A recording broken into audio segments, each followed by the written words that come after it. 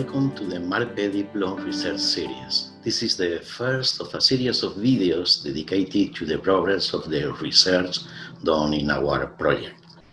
After 2 years of this Erasmus Plus project, we have gone through one intensive study program, 3 international panels, and countless hours of discussions. Now, we are here to present and debate how the MARPE network understands some of the concepts tackled by the Diplo project. We will also like to invite you to join us in the discussion on other concepts.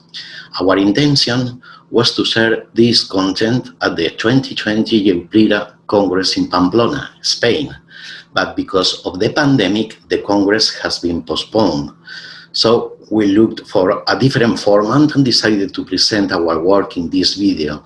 But we will be happy to answer any of your questions either on the EUPRERA platform or through our MARPE channels, which you will find at the end of this video. In this first video, we thought it might be useful to have some insights into how we decided to focus on public diplomacy first. So it all started when we were reflecting on our previous Erasmus Plus project on lobbying and governmental affairs in a European perspective.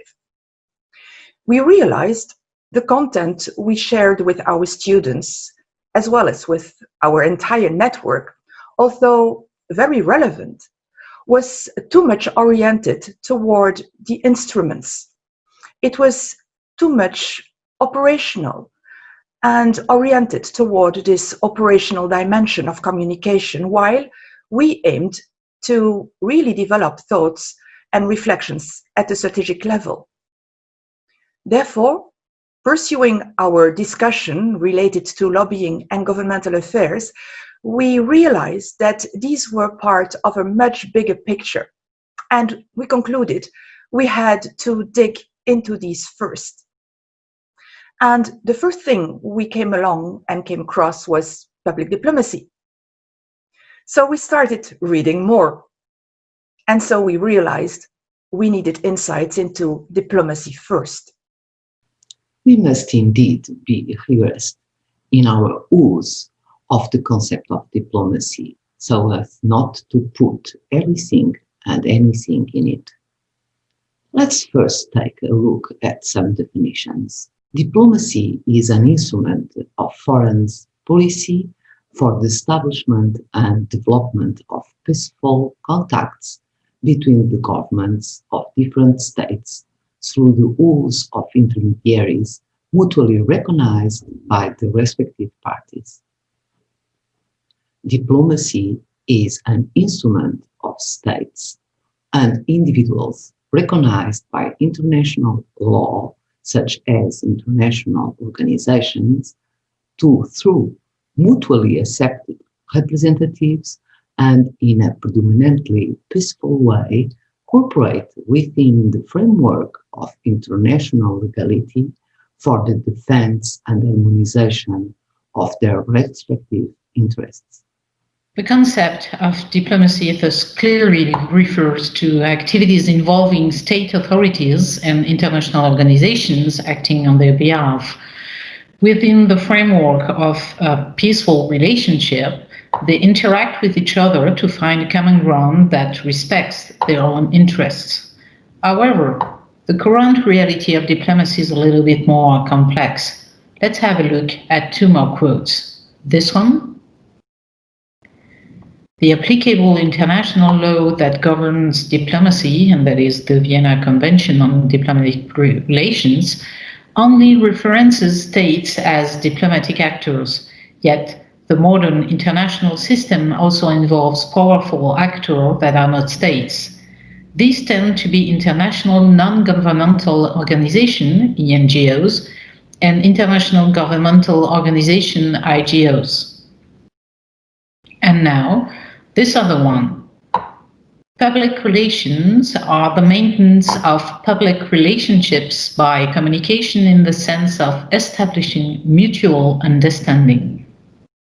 There is an obvious parallel between diplomacy on the one hand and public relations on the other hand.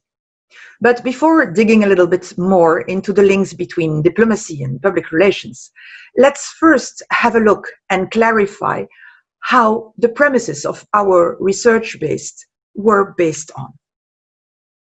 So, building on the definitions we just went through together, we were able to identify 6 core premises as a starting point of our discussion.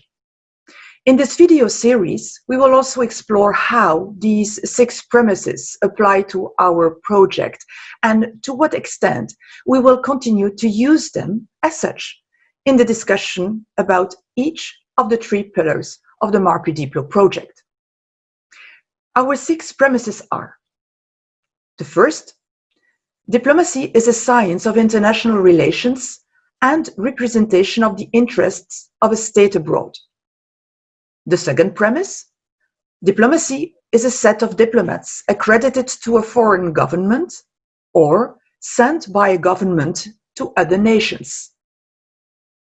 The third premise, diplomacy is about the ability to conduct interpersonal relationships or to solve problems. Premise number 4, diplomacy is always about peace, international environment, negotiations, and mutual understanding. Our 5th is diplomacy can involve actors that are not states. And the last premise, diplomacy is a mindset. Having stated these 6 premises, let us now go back into the links between diplomacy and public relations, because the more we move forward, the more obvious these links become. Our colleague Jackie Letang has reflected on this issue and proposed a very effective reading grid. This grid is made out of 3 dimensions: considerations on the practice, academic evolution of the subjects, conceptual convergence.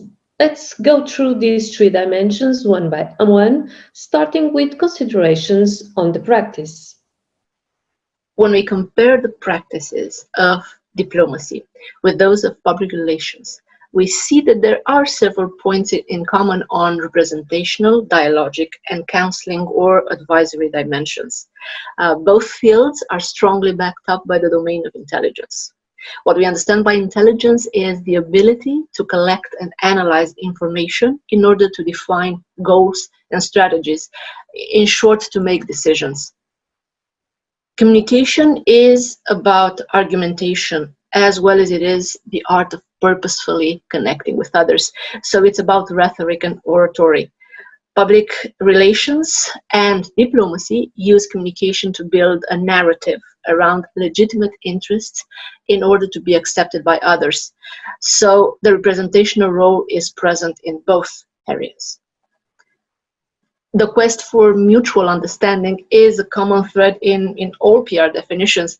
This means that for both diplomacy and public relations, dialogue and negotiation create a favorable environment aiming at peaceful relations between all parties involved.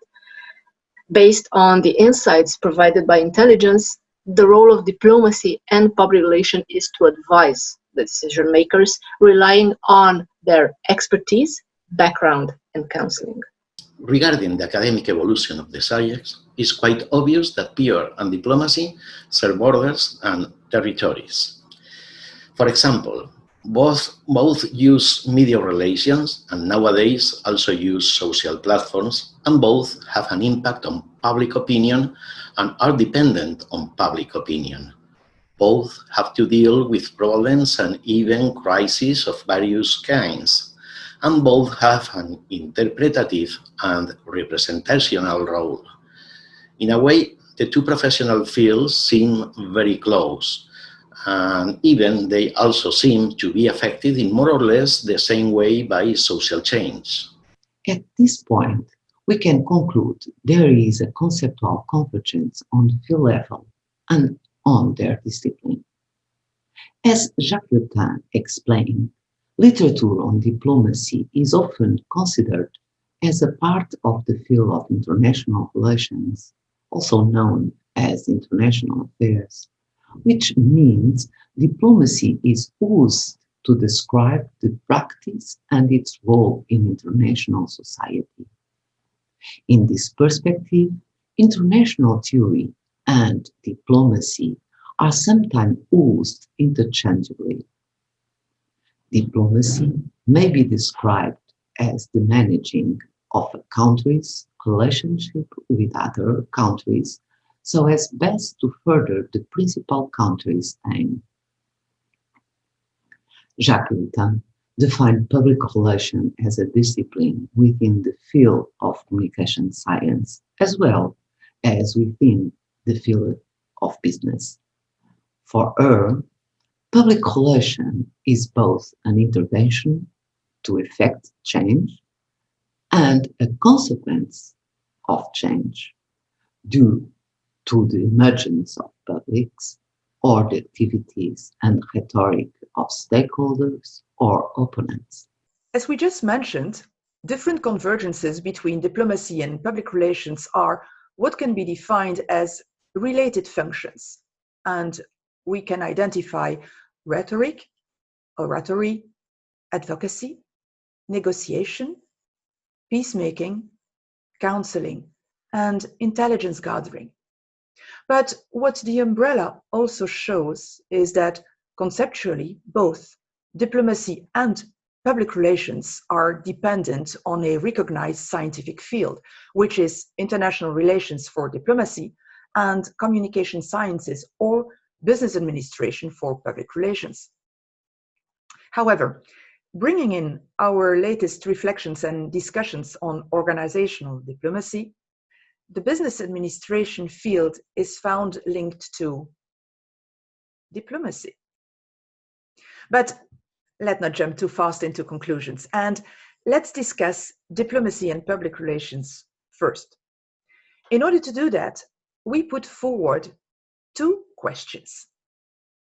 If diplomacy is always about the use of peaceful means, international environment, negotiations, mutual understanding, and if public relations are the maintenance of public relationships by communication in the sense of establishing mutual understanding, then are we not always obliged to talk about communication and public relations when we talk about diplomacy? Well, first, reading the definitions of both, we could assume that PR and diplomacy are similar, but we need to underline the fact that there are some important differences between them, even at a practical level. So, for example, universal and legal framework practice for diplomacy versus specific and no legal framework practice for PR.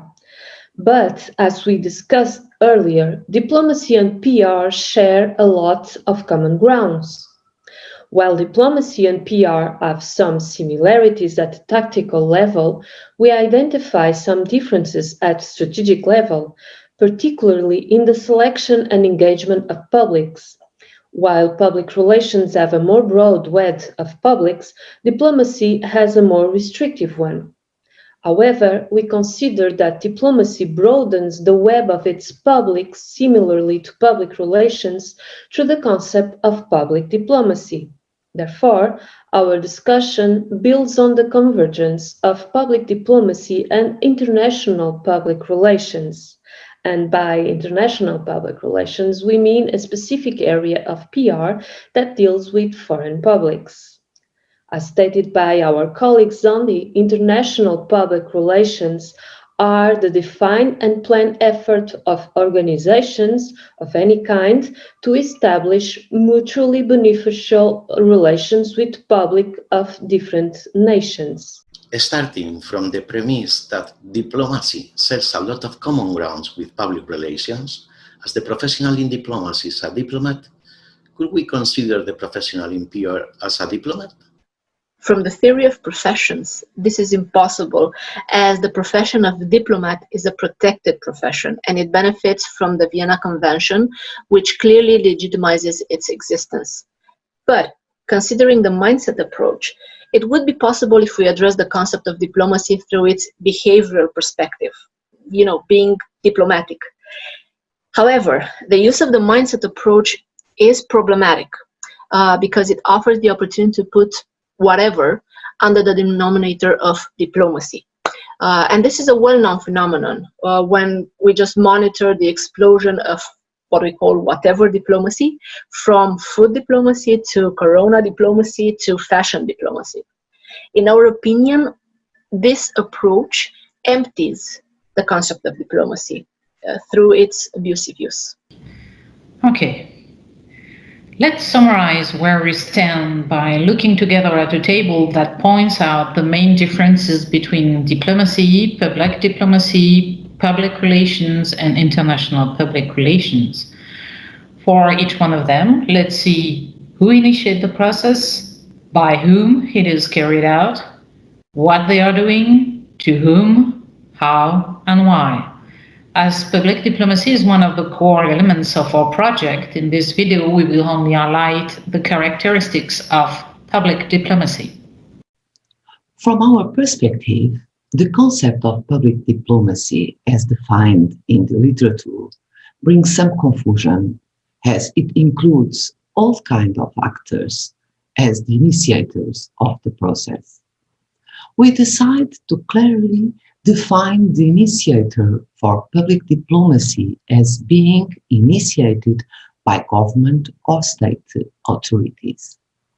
It is possible that international actors endorsed and legitimized by government are acting on its behalf, supporting its aims and advancing its interests.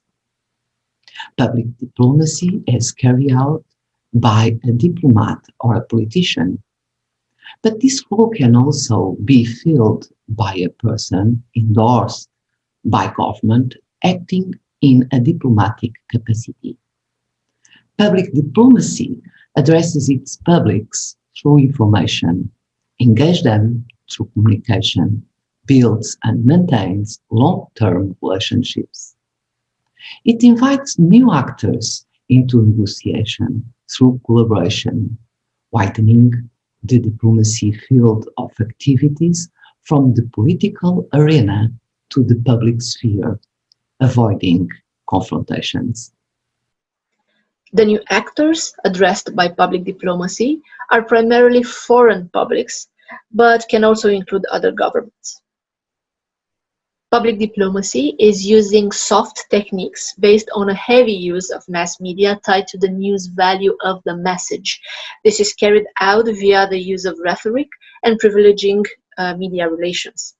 However, this is different from the use of mass media by public relations driven by self-mass media communication, or international public relations mainly using events supported by social platforms. Public diplomacy aims to influence public opinion by gaining active support for causes, searching for long-term peaceful conflict resolution, developing partnerships, and promoting nation branding.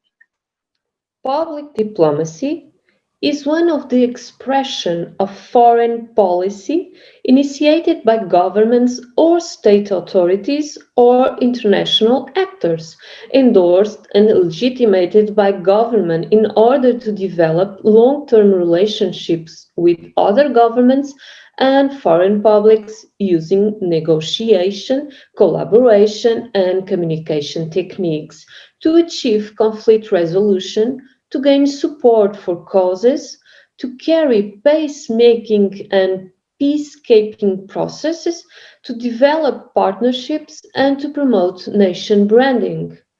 Public diplomacy is characterized by heavy use of mass media, nurtured by news values and interpersonal communication. This is a series of conclusions we reached after 2 years of the MARPE Diplo project, and we are really looking forward to exploring all the different nuances in the following year. Because in addition to public diplomacy, our project also carries out research in the fields of organizational and civic diplomacy. So the next videos of this video series will bring you our comments, reflections, and conclusions on these 2 more topics. We invite you to follow us on this journey and to join us where your research and academic interests favor it. Thank you for your attention.